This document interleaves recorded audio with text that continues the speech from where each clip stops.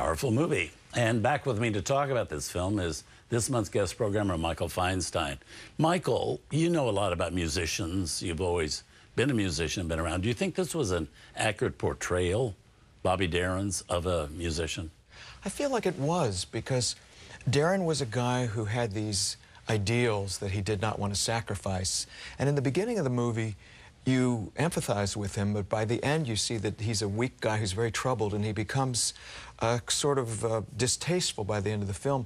But yes, I think that it really gave a sense of what musicians go through and how they have a hard-scrabble life trying to make a living and trying to be accepted for their art, and having to play in clubs where there's all kinds of distractions and people don't really care about them. And these are people who have devoted their lives to something that they want to use to make the world better, right, and are maligned and sometimes end up in very sad situations. Well, you, in being such a master of the American Songbook, have made a point, I know, to meet many of these master composers and everything like that. And I'm sure you met David Raksin.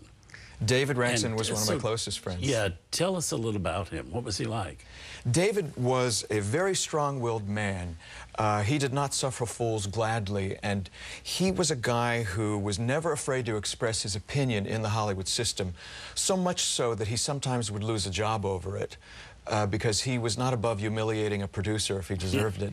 His best friend was Oscar Levant, and he shared the view that Levant had about producers. Oscar once said, "I know why so-and-so makes instantaneous decisions. He's not deflected by thought." But Raksin almost got thrown off the movie Laura because he fought with Otto Preminger to write an original theme, because Preminger wanted to use Summertime. And Raksin prevailed, and that's who he was. He never compromised. Eventually, he was blacklisted for a short time, and then his style of film composing went out of fashion, but David became recognized as the dean of film composers, and he was the link to the past that I revered. Yeah. Well, stick around and don't go away, because Michael and I are just getting started. Up next, we have a biopic about one of the most influential composers of the 20th century, the great George Gershwin.